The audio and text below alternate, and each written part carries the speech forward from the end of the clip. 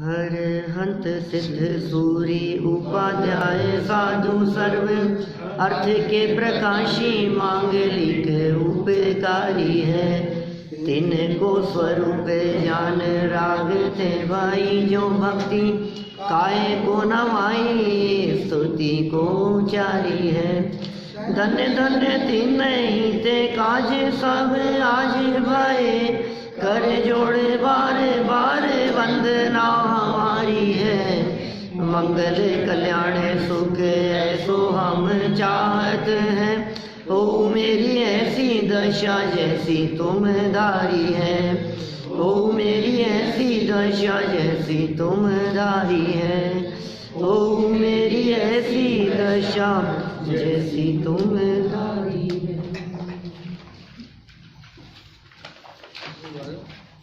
प्रतिमाओं के संदर्भ में अपनी यहाँ चर्चा चल रही थी। पंचम गुणस्थानवर्ती श्रावक और उस श्रावक के जीवन में 11 प्रतिमाएं।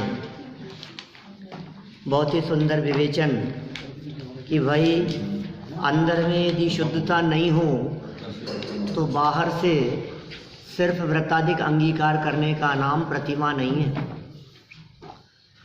सबसे महत्वपूर्ण बात, अंदर में 2 कषाय चौकड़ी का अभाव और 2 कषाय चौकड़ी के अभाव में शुद्धता। उस शुद्धता का नाम तो निश्चय से प्रतिमा। और उस शुद्धि के साथ में, उस वितराग परिणति के साथ में जो बाहर में मंद कषाय रूप भाव प्रतिज्ञा आदि लेने के परिणाम, उनको व्यवहार से प्रतिमा कहेंगे। अब आप सोचिए, निश्चय से प्रतिमा शुद्धोपयोग या शुद्ध परिणति का नाम है और व्यवहार से प्रतिमा शुभ भाव जो कि मंद कषाय रूप है उसका नाम है। तो सारा जगत जिसे प्रतिमा समझता है वो क्या है? तो जड़ की क्रिया है, वो शुभ प्रवृत्ति है। उस शुभ प्रवृत्ति को भी अंदर में शुद्ध परिणति और शुभ भाव, इन दोनों के होने पर देह की प्रवृत्ति को भी व्यवहार से, बहुत स्थूल उपचार से प्रतिमा कहने में आता है। माने 3 चीजें हो गई। एक हो गया शुद्ध उपयोग, उसके साथ में वर्तने वाली शुद्ध परिणति, ये निश्चय से प्रतिमा। तो एक हो गई शुद्ध परिणति, दूसरा हो गया शुभ भाव और तीसरे नंबर पर हो गया शुभ प्रवृत्ति। तो शुद्धोपयोग, शुद्ध परिणति का नाम तो निश्चय से प्रतिमा और शुभ भाव का नाम, मंद कषाय का नाम व्यवहार से प्रतिमा। और इन दोनों के होने पर देह की प्रवृत्ति का नाम व्यवहार उपचार से प्रतिमा। अंदर में यदि ये दोनों बातें ना हो और मात्र प्रवृत्ति हो तो उसे व्यवहार भी नहीं कहते, क्योंकि निश्चय पूर्वक व्यवहार ही सच्चा व्यवहार होता है। यदि निश्चय ना हो तो व्यवहार कैसा?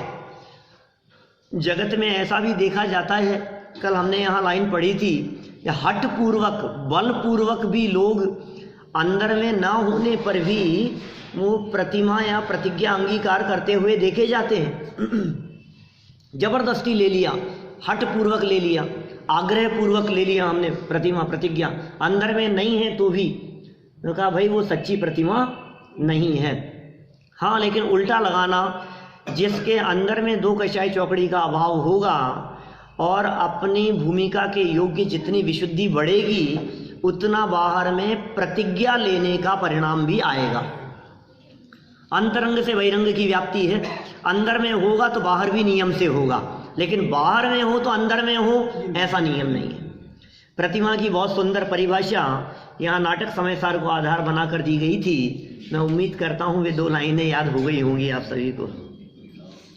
क्या थी? संयम अंश जग्यो जहाँ भोग अरुचि परिणाम, उदय प्रतिज्ञा को भयो प्रतिमाता को नाम। 3 बातें हमने यहाँ कह दी थी इन पंक्तियों के आधार पर जहाँ संयम के अंश जागृत होने की बात की जा रही है, वहाँ तो दो कषाय चौकड़ी के अभावजन्य शुद्धता को लेना। फिर भोग अरुचि परिणाम, द्वितीय चरण में परिणामों को लेना, ठीक है। और फिर उदय प्रतिज्ञा को भयो, ये तीसरी स्थिति में प्रवृत्ति को लेना। तो तीन बातें हो गई यहाँ। पहले चरण में अंश जागृत हो गया अंदर में, संयम का अंश जागृत होने का मतलब वो शुद्धता। फिर भोगों के प्रति अरुचि का परिणाम, ये भावों की बात कही। और फिर उदय प्रतिज्ञा को भयो, अभी जो उदय प्रतिज्ञा उदित हो गई, समझ लीजिए आप, ये बाहर में दिखने लगी वो प्रतिज्ञा, ये बाह्य प्रवृत्ति। तो तीन प्रकार से इन्होंने यहाँ प्रतिमा की परिभाषा बतलाई। तो कहा प्रतिमा ताको नाम, उसे प्रतिमा कहा गया है। दर्शन प्रतिमा, आगे पेज नंबर 23 पर इसकी चर्चा हम कल कर चुके हैं, अभी नहीं करूँगा, क्योंकि बहुत सुंदर प्रसंग कल जनवाणी चैनल पे भी दिखाया गया। देखा आप लोगों ने? शाम को 7 बजे से नागपुर पंचकल्याण की झलकी आ रही है जनवाणी चैनल पर। क्या तो उसमें वो एक अम्मा जी ने प्रतिमा ले ली, तो किसी ने पूछा, समझदार व्यक्ति ने, कि भाई ये प्रतिमा तुमने ले ली है तो इसमें क्या करती हो? कि 2 प्रतिमा दिला दी मेरे को महाराज ने। तो पहली दर्शन प्रतिमा में तो भगवान के दर्शन करने का नियम ले लिया और व्रत प्रतिमा में कुएं का पानी पीने का नियम ले लिया। फिर तो इतना सा झलक उसमें दिखाई थी, वहाँ वो पूरा नाटक किया गया था वहाँ पंचकल्याणक में। तो वही दर्शन प्रतिमा, तो ऐसा लगता है प्रतिमा दर्शन, लोग ऐसा समझते हैं प्रतिमाओं के दर्शन करने का नाम वो दर्शन प्रतिमा है, जबकि ऐसा नहीं है भाई। दर्शन माने सम्यक दर्शन और प्रतिमा माने अंतरंग निर्मलता की वृद्धि। अंदर में जो निर्मलता प्रकट हुई थी, सम्यक दर्शन होने पर जो शुद्धता प्रकट हो गई है अनंतानुबंधी और मिथ्यात्व के चले जाने से, उस शुद्धता की प्रकटता में जो वृद्धि हुई, उस वृद्धि का नाम है प्रतिमा। शुद्धि की वृद्धि को प्रतिमा कहते हैं। अब किसकी वृद्धि? बोले दर्शन की, माने सम्यक दर्शन जो था उसमें और अधिक निर्मलता आ जाने का नाम दर्शन प्रतिमा है। दर्शन प्रतिमा और सम्यक दर्शन में कुछ अंतर की बात भी मैंने आप लोगों से की थी, कुछ याद है आप लोगों को? क्या फर्क है? ये दर्शन प्रतिमा धारी जीव, इसका बाह्य आचरण दिखता नहीं है अभी। ये दर्शन प्रतिमा वाला ऐसा नहीं है जिसे देख करके पहचाना जा सके कि ये प्रतिमाधारी हो गया। दर्शन प्रतिमा वाला और सम्यक दृष्टि जीव, इन दोनों को बाहर से देखने पर अंतर नहीं पहचान सकते।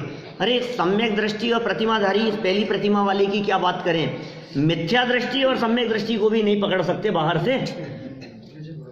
ये तो पहली प्रतिमा वाला है। अभी पहली प्रतिमा और सम्यक दर्शन में अंतर क्या है? अंतर ये है कि सम्यक दर्शन में अष्ट मूल गुणों का पालन और सप्त व्यसन का त्याग सातिचार, अतिचार सहित हो सकता है, और दर्शन प्रतिमा में अष्ट मूल गुण और सप्त व्यसन का त्याग निरतिचार होगा।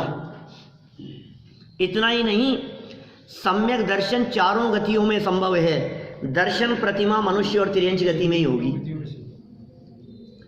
भले वैसी है श्रद्धान की निर्मलता है, लेकिन इस दर्शन प्रतिमा में चूंकि 2 कषाय चौकड़ी का अभाव है और सम्यक दर्शन में सिर्फ अनंतानुबंधी का अभाव है, ये फर्क तो है ही ना।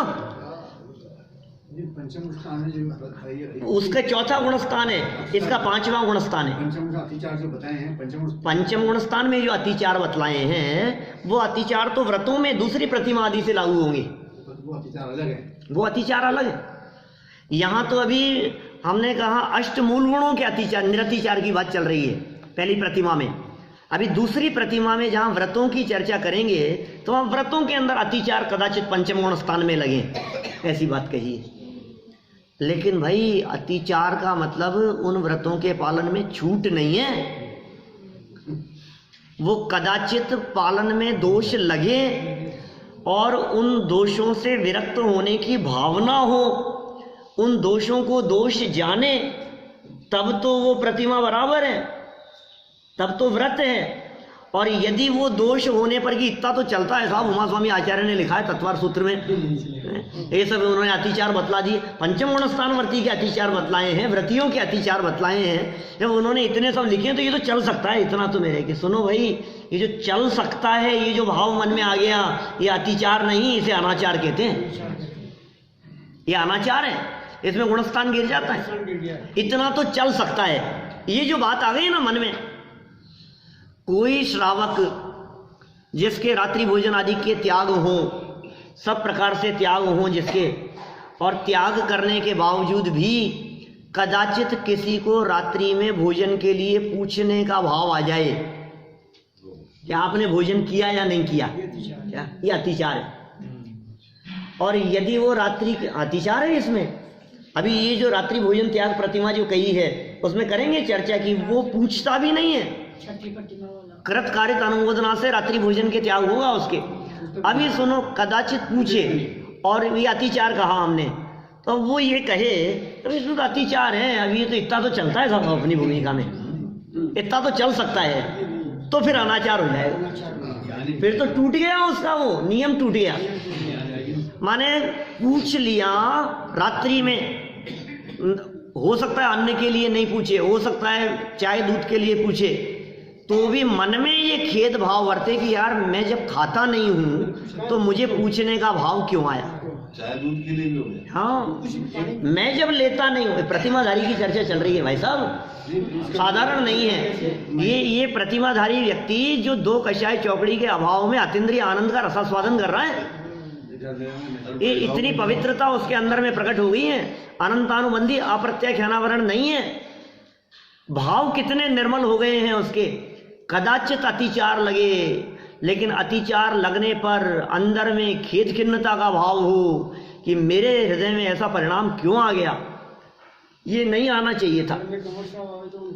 हाँ, घर में कमर साहब आए तो उनको भी नहीं पूछे। औरतों का क्या होगा जी, दूध पिलाती है। पंचम गुण स्थान की बात है भाई, उसे कह रहे हैं छठे गुण स्थान वाली महिला के बच्चे को दूध नहीं पिलाएगी, ये नहीं पिलाएंगी। यदि वो छठी प्रतिमाधारी हैं तो वो नहीं पिलाएंगी। क्या मतलब ये जो मर्यादा है, ये तो उस लेवल की बात कर रहे हैं भाई साहब। देखो क्या कह रहे हैं, दूसरी प्रतिमा से बढ़ते हैं अपन तो आगे, पेज नंबर 24 पर देखिए, व्रत प्रतिमा। व्रत प्रतिमा के बारे में क्या कहते हैं, 5 अणु व्रत आदरे, 3 गुण व्रत पाल, शिक्षा व्रत चारों धरे, यह प्रतिमा चाल। क्या कहा, 3 बातें यहाँ आ गई है। और व्रत प्रतिमा है, नाम से ही स्पष्ट है कि जिस प्रतिमा में व्रत लेने का परिणाम अंदर से आ गया उसका नाम व्रत प्रतिमा है। लेकिन अभी देखो व्याख्या करते हुए क्या कहते हैं, पहली प्रतिमा में प्राप्त वीतरागता, चूंकि अनंतानुबंधी और अप्रत्याख्यानावरण कषायों का अभाव तो पहली प्रतिमा से लेकर 11वीं प्रतिमा तक सामान्य है, वो तो सबके एक जैसा है, चाहे पहली प्रतिमा वाला हो चाहे 11वीं प्रतिमा वाला हो, माने एलक शुल्लक हो और बाहर में जिसने व्रत नहीं ले रखे हो, दोनों के ही वो अनंतानुबंधी और अप्रत्याख्यानावरण का अभाव एक जैसा है। लेकिन उसमें भी अलग अलग स्तर बन गए। तो पहली प्रतिमा में प्राप्त वीतरागता जो हो गई थी एवं शुद्धि, उसको दूसरी प्रतिमाधारी श्रावक बढ़ाता रहता है। वीतरागता का मतलब तो ये हो गया, ना तो पाप की तरफ जाना है, उसके उसका उपयोग अपने स्वभाव की तरफ जो जुड़ा था, उस जुड़ान की मात्रा और अधिक बढ़ने लग गई, समय कम हो गया, अंतराल कम हो गया और प्रगाढ़ता बढ़ गई। तीसरे रास्ते पे जाना है, तीसरे रास्ते पर जाना है, न पाप के रास्ते पर न पुण्य के रास्ते पर। निरंतर परिणामों में यही है कि मैं कब अंतर्मुख होकर के अतीन्द्रिय आनंद का रसास्वादन करूं, ये भावना निरंतर चलती है। तो जितनी वीतरागता प्रकट हुई थी, जितनी शुद्धि प्रकट हुई थी, वो दूसरी प्रतिमाधारी श्रावक उसको बढ़ाता है तथा उसको निम्न कोटि के राग भाव नहीं होते। निम्न कोटि के राग भाव तो होते हैं, अभी ये दूसरी प्रतिमा वाला है, इसको राग भाव तो होते हैं, लेकिन निम्न कोटि के राग भाव नहीं होते। राग के भी स्तर हैं अलग अलग प्रकार के। अभी इसके जीवन में हिंसा भी देखी जाती है, इसके जीवन में झूठ भी हो सकता है, चोरी भी हो सकता है। ये क्या बात कर रहे हो आप? कुशील परिग्रह भी हो सकता है कि कितना, अरे भाई 5 अणुव्रत हुए हैं, महाव्रती नहीं है, क्या महाव्रती नहीं है, अणुव्रत हुए हैं। तो अणुव्रत का मतलब क्या है? अहिंसा अणुव्रत का मतलब क्या है? स्थूल रूप से त्रस हिंसा का तो त्यागी हो गया, और स्थूल रूप से मोटा मोटा स्थावर हिंसा से भी विरक्त है, ठीक है ना। लेकिन कदाचित एकेंद्रीय आदि जीवों की वीराधना उसके माध्यम से हो जाए, इसलिए अहिंसा महाव्रती नहीं है। अभी घर में रहता है, परिवार के साथ में रहता है, कपड़े धुलते हैं, नहाता है, घर में साफ सफाई होती है, बर्तन साफ होते हैं, एकेंद्रीय जीवों की वीराधना होती है। कदाचित त्रसादिक की भी कुछ हो जाए, अतिचार आदि लग जाए, है ना, तो भी वो दूसरी प्रतिमाधारी है, कोई बाधा नहीं है। और कोई ऐसा मान ले, अरे भाई मेरा भी इतना तो चलता है, झूठपना, इतनी सी चोरी तो चल जाती है, तो फिर गुणस्थान गिर जाएगा, फिर अनाचार हो गया। चोरी का अर्थ ये नहीं है कि वो कुछ भी करता होगा, चोरी का अर्थ ये है जल मृतिका बिन और ना ही कछु गहे अधत्ता, ये है। हाँ, ये दूसरी प्रतिमाधारी आचौर्य अणुव्रत का धारी, ये जल और मिट्टी के बिना और कोई वस्तु नहीं लेगा। जल और मिट्टी तो कदाचित ले सकता है रोड पर, ये उस समय की बात है, आज के समय में तो मिट्टी पानी भी कीमती है, इसके भी पैसे लगते हैं। ये तो उस समय लिखी है दौलत राम जी ने 200 साल पहले कि जल कदाचित कहीं से भी ले लेवे, मिट्टी कहीं से भी ले लेवे, हाथ धोने के लिए, कभी किसी काम के लिए थोड़ी बहुत मिट्टी उठा ली है, पानी कहीं पी लिया है रास्ते में, रोड पर, सड़क पर, कहीं पर भी, उसमें चोरी का दोष उसको नहीं है, अणुव्रती है तो। और इसके अलावा तो कोई वस्तु ले ही नहीं सकता है। अभी और जो अतिचार जो कहे हैं, ये तो छूट कही जल और मिट्टी की। तो अतिचारों की जब हम चर्चा करते हैं तो फिर बहुत सारी बातें आ सकती है उसमें। पंचम गुणस्थान की हम चर्चा कर रहे हैं, जब हम इनके अतिचारों की बात देखते हैं, तत्वार सूत्र उठा करके देखते हैं, और जब उसका हम विस्तार करते हैं तो फिर ऐसी बातें आ जाए कि ऑफिस का पेन यदि यूज में लेता है तो अतिचार है, क्या ऑफिस का पेन, ऑफिस का टेलीफोन यदि यूज में लेता है, लैंडलाइन, तो वो चोरी का अतिचार है भाई साहब, घर के काम में यदि ले रहा है तो। और इस संबंध में तो चाणक्य का प्रसंग कितना प्रसिद्ध है, दीपक वाला। घर में दीपक जला करके बैठा था, सरकारी काम कर रहा था, कोई मेहमान घर में मिलने के लिए आए तो एक दीपक बुझाया और दूसरा दीपक जलाया। तो आए हुए मेहमान ने पूछा कि ये क्या बात है, एक को बुझाया तुमने और दूसरा जला लिया। तो वे चाणक्य ये कहते हैं कि तुम्हारे आने के पहले मैं राज कार्य कर रहा था, इसलिए वो सरकारी खर्च से ग्रहण किए हुआ जो तेल था उसका दीपक जल रहा था, उसके तेल से। अब तुम आ गए हो घर गृहस्थी की अपनी व्यक्तिगत चर्चाएं करेंगे, तो इन व्यक्तिगत चर्चाओं के बीच में वो सरकारी खर्च से जलने वाला दीपक वो मैंने बंद किया, और अपनी तनख्वाह से जो तेल खरीद करके दीपक जलाया वो मैंने जलाया। ऐसी नीतियां तो वो चाणक्य के जीवन में दिख रही है। चंद्रगुप्त के गुरु थे, पता है आपको। अंतिम मुकुटबद्ध राजाओं में सम्राट चंद्रगुप्त का नाम है। मुकुटबद्ध राजाओं के नाम सुने ना आपने? चक्रवर्ती के 32,000 मुकुटबद्ध राजा अधीन होते हैं। चक्रवर्ती इतना बड़ा सम्राट होता है, तो उनमें वर्तमान युग में अंतिम मुकुटबद्ध राजा थे चंद्रगुप्त, जिनके नाम से श्रवण बेलगोला में वो सामने वाली पहाड़ी का नाम चंद्रगिरी पड़ा है, चंद्रगुप्त के नाम से।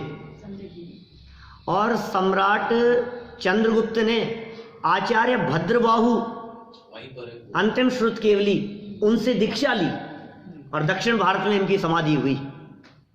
उनके गुरु थे, उन्होंने राज्य दिलवाया था चंद्रगुप्त। तो लौकिक में भी व्यक्ति इतने ईमानदार हो सकते हैं और इतने न्याय नीति से चलने वाले हो सकते हैं। किन की बात कर रहे हैं हम? जो मिथ्या दृष्टि हो, जिनके सम्यक्त्व का ठिकाना नहीं है, जो राजपाट में उलझे हुए, वो भी इतने न्याय नीति से चलते हैं, तो जिसके अंदर में इतनी पवित्रता प्रकट हो गई हो और निर्मलता ना हो, ऐसा कैसे हो सकता है? उसको तो भाव नहीं आता, उसको तो विचार नहीं आता है। अहिंसा, सत्य, अचौर्य, ब्रह्मचर्य, अपरिग्रह, परिग्रह, परिमाण, इन 5 प्रकार के अणुव्रतों को धारण करने वाला है। 3 प्रकार के गुणव्रत, पहले हम 12 व्रतों की चर्चा में कर चुके हैं। दिग्व्रत, देशव्रत, अनर्थ दंड व्रत, ये इसके जीवन में दिखाई देता है। 4 प्रकार के शिक्षा व्रत, सामायिक, प्रोषदोपवास, भोगोपभोग परिमाण, अतिथि संविभाग, ये 4 शिक्षा व्रत भी हैं। और ये सब मुनि भूमिका की ऐसे प्रैक्टिस होता है मुनि बनने के लिए। ये कह रहे हैं दूसरी प्रतिमाधारी जो श्रावक है वो शुद्धि को तो बढ़ाता है और निम्न कोटि के राग भाव उसे नहीं होते। माने राग भाव नहीं होते ऐसा नहीं कह रहे, राग भाव तो होते हैं। परिवार के प्रति भी राग है, अभी दुकान पर भी जाता है, बिजनेस भी करता है, काम भी करता है, परिवार को संभालता भी है, सब काम होंगे, लेकिन निम्न कोटि का नहीं है। अब निम्न कोटि में आप क्या समझ सकते हैं? आप समझ लीजिए आप व्रतों का उल्लंघन करने वाले नहीं होंगे, अपनी मर्यादा में होंगे, भूमिका की मर्यादा में। जो भूमिका अंदर में है उस भूमिका की मर्यादा में उसके पालन होता है, इसलिए उनके त्याग की प्रतिज्ञा करता है। निम्न कोटि का राग नहीं है, मतलब जमीकंद खाने का राग नहीं है। निम्न कोटि का राग है मतलब समझ लीजिए किसी जीव की जानबूझकर विराधना नहीं कर सकता है, किसी की हिंसा नहीं कर सकता है। हाँ, कोई कितना भी पैसा दे, ये कह रहे, अरे ये तो सामान्य गृहस्थ भी नहीं करेगा ऐसी स्थिति। तो ये कह रहे हैं उनके त्याग की प्रतिज्ञा करता है। कब? अन्याय अनीति अभक्ष का त्यागी हो गया चौथे गुणस्थान वाला। चौथे गुणस्थान में अन्याय अनीति अभक्ष नहीं है, लेकिन अन्याय अनीति अभक्ष में कदाचित अतिचार चौथे वाले के लग सकते हैं। इस व्रत प्रतिमा वाले के अन्याय अनीति अभक्ष में अतिचार भी नहीं लगेंगे। इस प्रतिमा के योग्य शुद्ध परिणति वो तो निश्चय से प्रतिमा है। अब देखो, शुद्धोपयोग को प्रतिमा नहीं कहा, शुद्ध परिणति को प्रतिमा कहा। कल इशारा किया था मैंने अंतिम चरणों में थोड़ा सा, शुद्धोपयोग को नहीं कहा, शुद्ध परिणति को कहा। हाँ, शुद्धोपयोग और शुद्ध परिणति का अंतर यदि बराबर ख्याल में हो तो बाधा नहीं आए। कोई व्यक्ति ये कहे कि साहब शुद्धोपयोग को कहने में क्या बाधाएं हैं, तो हम ये कहेंगे यदि शुद्धोपयोग को पंचम गुण स्थान कहो, यदि शुद्धोपयोग को प्रतिमा कह करके पुकारो, तो सबसे बड़ी प्रॉब्लम ये आएगी कि शुद्धोपयोग में तो सदा काल रहना होता नहीं है। शुद्धोपयोग तो कितनी देर के लिए होगा? क्षण मात्र के लिए हुआ, उपयोग बाहर आ गया। अब क्षण मात्र के लिए शुद्धोपयोग हुआ, उपयोग बाहर आ गया, तो फिर प्रतिमा है या नहीं है? कि प्रतिमा तो है, और दूसरी प्रतिमा तो मेंटेन है। इसका मतलब क्या है? दूसरी प्रतिमा यदि मेंटेन है तो दूसरी प्रतिमा के योग्य शुद्धि भी मेंटेन होगी, और वो शुद्धि मेंटेन होती है उसे शुद्ध परिणति कहा जाता है। क्या राजेंद्र साहब, ये जो दो जो अभाव हो गया ना, अनंतानुबंधी और अप्रत्याख्यान, इन दो के अभाव में जितनी अशुद्धि की हानि और जितनी निर्मलता की प्रकटता हुई है, वो निर्मलता अब मेंटेन है। उस निर्मलता की जो धारा अंदर में बह रही है, बाहर में भोजन कर रहा हो तो भी वो निर्मलता की धारा बह रही है, और भोजन करते करते ही उपयोग अंदर में चला गया तो भी धारा बह रही है।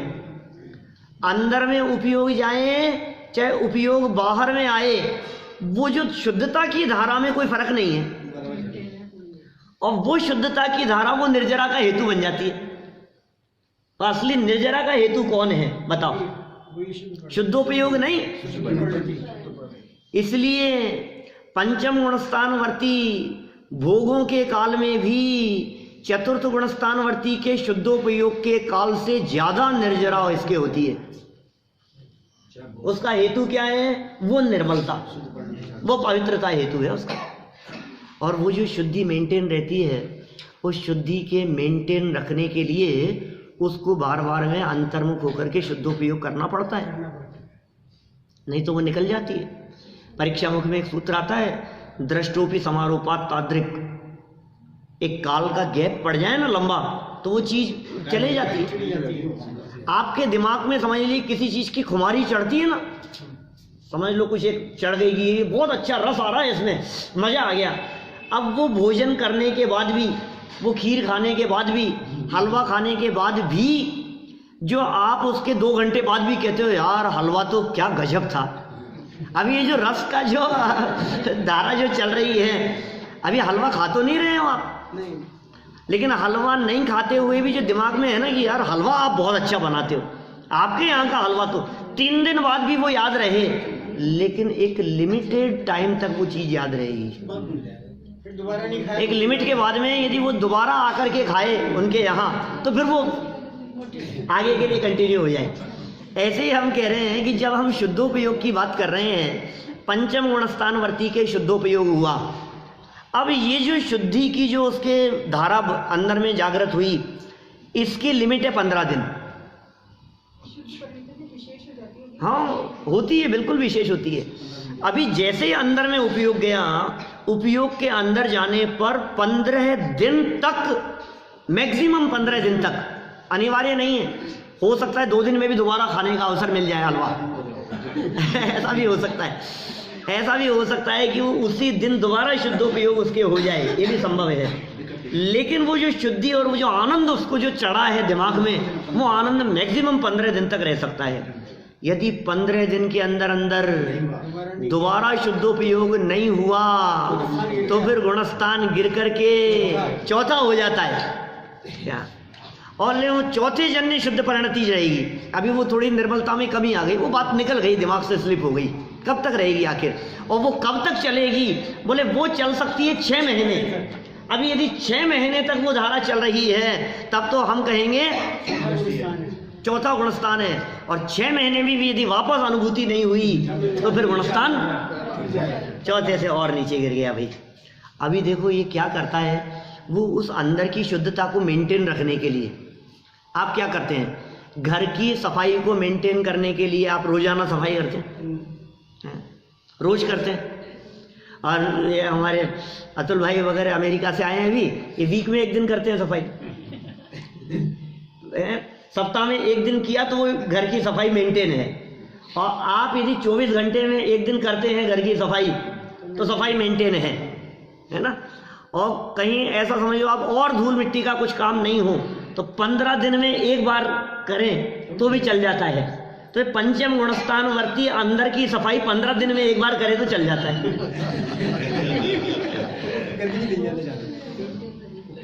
15 दिन में 1 बार वापस अंदर झांक लिया हो और उपयोग अंदर चला गया तो काम हो गया बस। अब 15 दिन की छुट्टी हो सकती है। अब यदि मन हो उसका क्या, उसका ज्यादा उसमें आनंद आ रहा है उसमें, तो फिर अंदर चला गया, कोई दिक्कत नहीं। शुद्धि की वृद्धि होगी, शुद्धि की वृद्धि भी चलती है, उसमें प्रगाढ़ता भी आती है, और आनंद में भी प्रगाढ़ता आती है। देखो भाई, शुद्धोपयोग का आनंद और शुद्ध परिणति का आनंद, इन दोनों के आनंद में तो फर्क है।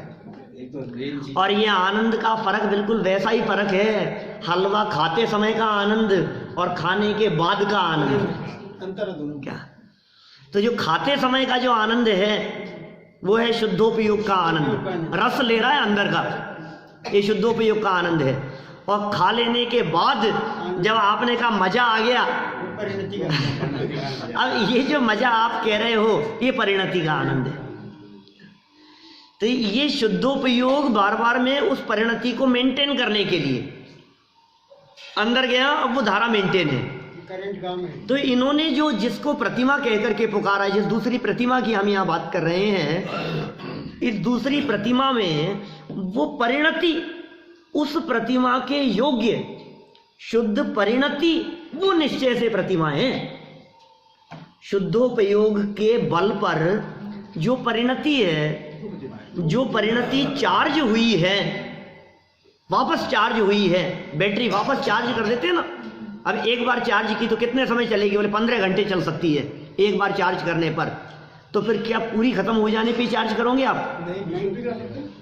कि नहीं भी पहले भी कर सकते हैं। तो 15 दिन में तो पूरा डिस्चार्ज हो जाता है, 15 दिन बाद में नहीं। 15 दिन बाद में करे तो गुणस्थान गिरने के बाद फिर तो फोन स्विच ऑफ हो जाएगा आपका।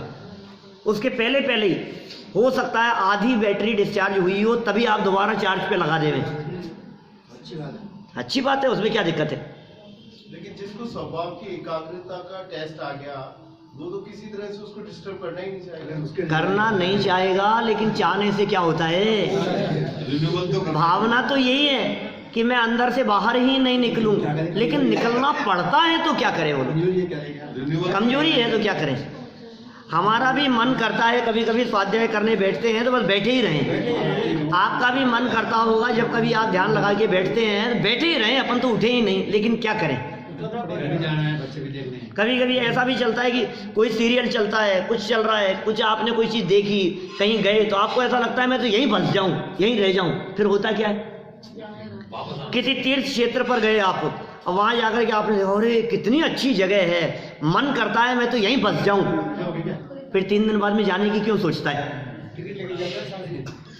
लेकिन रह नहीं पाता है। अभी कमजोरी है, अभी स्वरूप में स्थिर रहने की भावना तो है, लेकिन अंदर में स्थिर रह नहीं पाता है।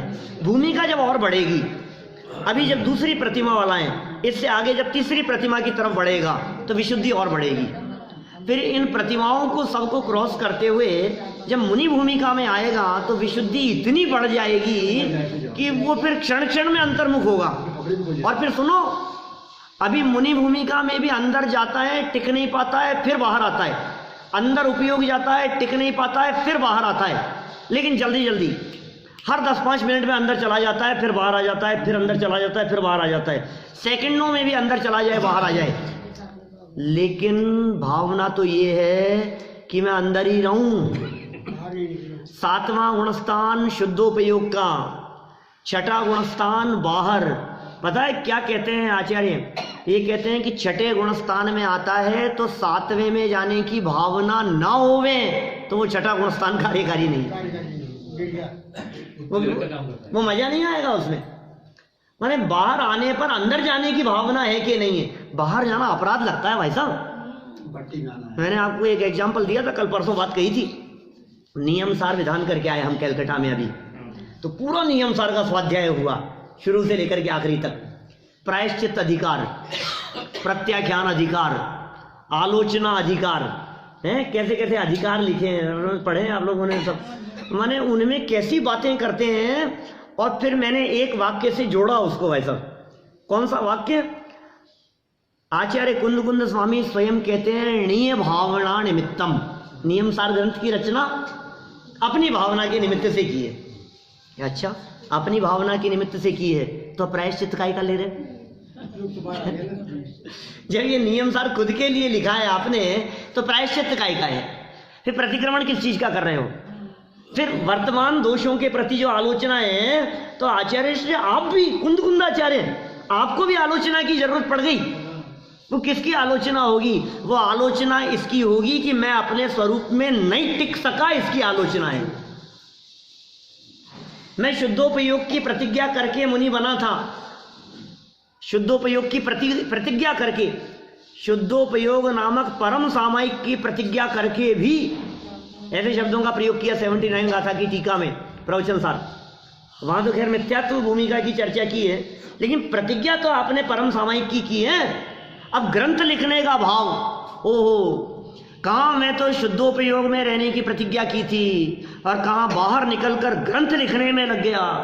ये अपराध, ये गलती हो गई मेरे से, और ये जो गलती हुई है इस गलती की मैं आलोचना करता हूँ। ये गलती जो भूतकाल में हुई है उसका मैं प्रतिक्रमण करता हूँ, और ये गलती आगे भविष्य में न होगी, मैं इसका प्रत्याख्यान करता हूँ। अब नहीं करूँगा। अब उपयोग अपने अंदर जाएगा तो बाहर निकलेगा ही नहीं। भावना तो यही है, करें क्या, लेकिन फिर उपयोग आ जाता है। राग का उछाला आता है, बाहर निकल जाता है। इसीलिए तो कहते हैं ना, इस भरत क्षेत्र पंचम काल में ऐसे वीतरागी संतों ने जो कार्य किया है, ये हम जैसे जीवों पर अत्यंत करुणा करके, क्योंकि शुभोपयोग का भाव, शुभ राग का भाव उन्हें भट्टी जैसे लगता है, जलन लगती है, आग लगती है उसमें। वो कहाँ अंदर एसी में बैठे हों और कहाँ 45 डिग्री टेम्परेचर में बाहर आ जाए धूप में, कैसा लगता होगा, कैसा फील होता होगा। कहाँ झुलस गए हम तो। 50-52 डिग्री टेम्परेचर तो हो जाता है अपने यहाँ। इतनी गर्मी में आ गए और कहाँ एसी में बैठे थे, कैसा फील होता है? तो फिर क्या भावना होती है? अरे जल्दी चलो, कहाँ? वापस एसी में। तो अंदर एयर कंडीशन में जाने की भावना होती है, दोबारा अंदर चले जाते हैं। अभी ये जो क्षण क्षण में अंदर जाते हैं, ये अंदर जाने पर उनकी परिणति अंतर मुहूर्त के लिए चार्ज हो गई। पंचम गुणस्थान वर्ती की बैटरी 15 दिन के लिए चार्ज होती है, वो लेवल, उस लेवल पर। चौथे गुणस्थान वर्ती की 6 महीने के लिए चार्ज होती है। तो यह निश्चय से प्रतिमा उस दूसरी प्रतिमा के योग्य शुद्ध परिणति की जो धारा चल रही है, उसे निश्चय से प्रतिमा कहकर के पुकारा गया। और उस अंदर से निश्चय से प्रतिमा होने पर जो बाहर में व्रत लेने का भाव, व्रत लेना नहीं, व्रत लेने का भाव, क्योंकि परिणाम में आएंगे ना। अभी जितना रागांश का उदय है, अभी प्रत्याख्यान और संज्वलन के उदय में, प्रत्याख्यान और संज्वलन के उदय में जितना रागांश का उदय है, अभी ये जो भाव आया है उनको, राग का जो भाव है, बोले इस भाव में उनको अणुव्रत लेने का भाव आ गया, गुणव्रत अंगीकार करने का भाव आ गया, शिक्षा व्रत अंगीकार करने का भाव आ गया। तो ये जो भाव बन गए हैं उसको, इन भावों को व्यवहार से दूसरी प्रतिमा कहते हैं। निश्चय से प्रतिमा, दूसरी प्रतिमा के योग्य शुद्धि, अब वो तो दिखती नहीं है, जगत में किसी को भी नहीं दिखेगी, अंतरंग शुद्धि है। और उस शुद्धि होने पर बाहर में मैं व्रत अंगीकार करूं, क्या ऐसा जो भाव आ गया है, व्रताधिक अंगीकार करने का जो परिणाम आ गया, उसका नाम व्यवहार से प्रतिमा, ये सेकेंड स्टेप।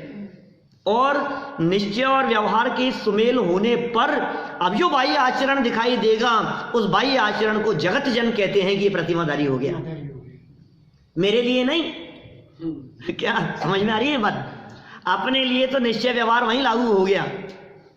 अंदर की शुद्धि और परिणाम, दो बातें हो गई, ये निश्चय और व्यवहार।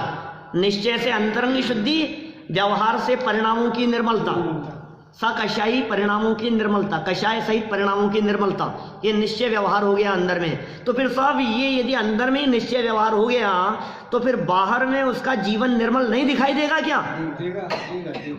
कि देगा। किसके लिए? कि वो तेरे लिए नहीं है। तू यदि प्रतिमाधारी हुआ है तो वो तेरे लिए नहीं है, वो तो जगत के जीव देख करके कहें कि ये प्रतिमाधारी है, वो बाह्य आचरण, उसे व्यवहार से प्रतिमा कह रहे हैं। ऐसा लग रहा है निर्भर होने के हमारे पर बोझा डाला जा रहा है। नहीं, ऐसा नहीं है, ये बोझा नहीं डाला जा रहा है। ये आपको जो ऐसा लगता है कि साहब जिस लेवल पर आकर के उसने सब कुछ अंदर में ही जाना है, तो फिर ये काय को ये नियमों के अंदर बंध रहा है, मैंने अणुव्रत ले लिए, ये मैंने व्रत अंगीकार, बंधन नहीं है, ये सहजता है। ज्ञानियों का जीवन अत्यंत सहज हुआ करता है भाई साहब। देखो अभी यदि भूमिका हो मिथ्यात्व की और कहें कि व्रत अंगीकार कर लो, अरे व्रत अंगीकार तो छोड़ो, मिथ्यात्व की भूमिका वाले को यदि अंदर में थोड़ा बहुत भी भाव नहीं आए, स्वाध्याय नहीं हो, अभ्यास नहीं हो, और रात्रि भोजन त्याग के लिए कह दो, माथे पे 3 साल पड़ जाते हैं, कैसे होगा? क्या बोलो? अब भार लगने लगता है उसको। उसने यदि समझ लो आप चौमासे में, उसने भादवे के महीने में यदि आलू जमीकंद का त्याग कर दिया 1 महीने के लिए, तो उसका 1 महीना कैसे कटता है ये वही जानता है। वो भार है उसके। अब उसको जो भार लग रहा है, जो महीना पूरा होते ही टूट पड़ता है उसके ऊपर, उसको जो भार दिख रहा है, मैं आपसे पूछता हूँ, आपने जमीकंद का त्याग किया, आपके माथे पर भार है क्या? नहीं। क्यों नहीं है? क्योंकि समझ है, अंदर में समझ होती है, तो किसी भी प्रतिज्ञा को पालन करने में भार नहीं होता। भार यदि महसूस हो रहा है, सुनना एक बहुत मार्मिक बात कहता हूँ, भार यदि महसूस हो रहा है तो इसका मतलब ये है अंदर में उस लेवल की विशुद्धि अभी जागृत नहीं हुई है। क्योंकि विशुद्धि जागृत हो तो वजन नहीं महसूस होगा। आप इसकी बात कर रहे हो, कपड़े उतर जाए तो वजन नहीं लगता है, घर गृहस्थी परिवार छोड़ना नहीं पड़ता, छूट जाता है। अब वो राग ही नहीं रहा है, अंदर से राग ही टूट गया है। तो जिस व्यक्ति के अंदर से उस लेवल का राग टूट गया, तो बाहर में वो उसका जीवन भी उतना ही निर्मल और पवित्र दिखाई देगा, बाहर से देखने वाले को भी। अंतरंग से बहिरंग की व्याप्ति है। ये जो बाहर जो कह रहे हो आप, ये बाहर से अंदर जाने की वजह से हो रहा है, अंदर तो हुआ नहीं। और बाहर से कह रहा है मैं छोड़ दूं, अब ये छोड़ दिया मैंने, अब ये छोड़ दिया मैंने। छोड़ दिया तो छोड़ने में धर्म समझ रखा है तूने?